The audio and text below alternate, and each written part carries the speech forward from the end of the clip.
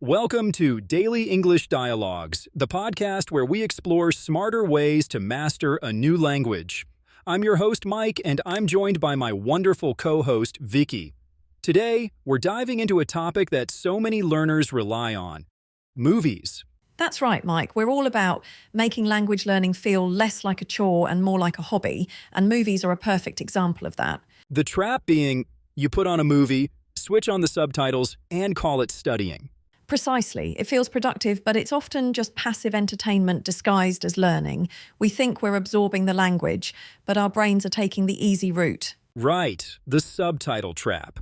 Your eyes are just reading a translation, not your ears listening to the English. Exactly. Subtitles in your native language are the biggest barrier. Your brain won't do the hard work of decoding the English audio if it has a simple translation right there. Okay, so step one is obviously turn those off. But what about English subtitles? They seem helpful. They can be, but they can also become a crutch. If you're only reading along, you're training your reading skills, not your listening skills. It creates what I call the illusion of comprehension. The illusion of comprehension. I like that. So you feel like you understand everything because you're reading it, but if you were to close your eyes and just listen, You'd be lost. You miss the melody of the language, the intonation, the stress, the way words blend together. You miss the actual music of how people speak. That's what we need to tune into. so how do we start really listening? How do we turn this passive activity into an active one? It begins by changing your goal. You are no longer trying to watch a whole film. That would be exhausting. Instead, you focus on one single scene. A minute or two, that's it. Okay, micro-learning. I can get behind that. And you use a simple three-step method. First, watch that short scene with English subtitles, just to understand the context and the basic vocabulary. Get the gist of it. Exactly. Then step two, you watch the very same scene again, but this time with absolutely no subtitles, none at all. So you're forcing your brain to focus only on the audio. You are, and it will be difficult. You won't catch everything, but you'll catch more than you think. You'll hear the emotion, the rhythm. Then, for step three, you watch it one last time with the English subtitles back on. To check what you missed. So it's like a listen, guess, check cycle. That's the loop. And when you're in that subtitle-free listening phase, you're not just listening for words. Pay attention to the prosody, the intonation. Where does the actor's voice rise at the end of a question? Which word do they stress to make a point?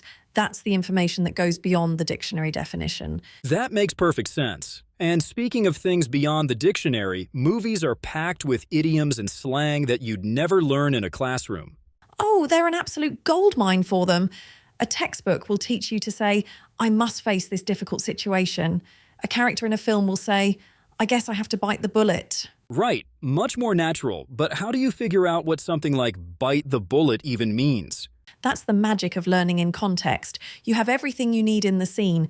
The character's facial expression is probably one of dread. The music might be tense. The situation they're in is clearly unpleasant. You can infer the meaning from all those clues. So you're like a language detective, piecing it together. You are. I encourage learners to keep a movie phrasebook. When you hear a great idiom or a cool bit of slang, pause the film. Write it down. Write down what you think it means based on your detective work. And then look it up later to see if you were right. Confirm it, yes, but here's the crucial final step. You must then try to use that phrase in a sentence of your own. That's how you move it from passive knowledge into your active vocabulary. That's how you truly own it. I love that. So we're listening actively. We're hunting for idioms.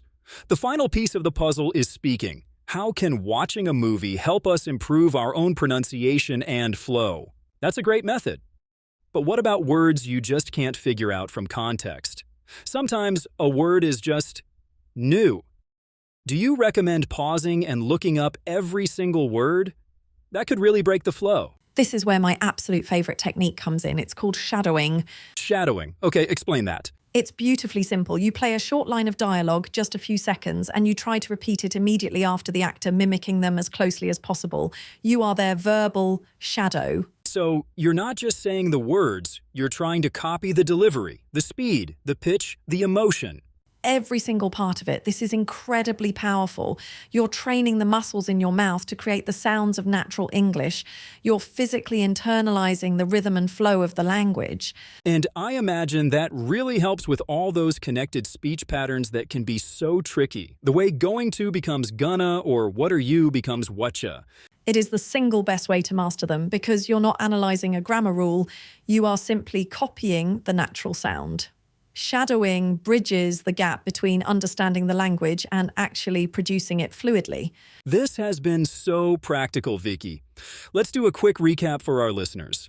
To truly learn from movies, we need to first ditch passive watching and focus on very short scenes using that listen, guess, check method. This is all fantastic practical advice, but it brings up a key question. How do you choose the right movie? Does it matter if I pick a dense historical drama versus a simple animated film? That's an excellent question, Mike. The type of movie matters immensely. I always advise learners to start with content that is just slightly above their current comprehension level. This is often called comprehensible input. If the language is too easy, you won't learn much. If it's overwhelmingly difficult, you'll get discouraged and quit. Second, become a language detective. Hunt for idioms. Use the context to guess their meaning and keep a phrase book. Right. And third, practice shadowing to internalize natural speech patterns and improve your own delivery. That's the core of it. And if I could add one final crucial piece of advice, Please do. choose films you genuinely love. Learning a language is a marathon, and if the process feels like a chore, you won't stick with it. That's a huge point. Motivation is everything. It is, but if you're using your favourite comedy, a film you know by heart, it's not work anymore. It's just playing with language. And play is a very, very effective way to learn. Fantastic advice to end on. Vicky, thank you so much for sharing your expertise and breaking this down for us today.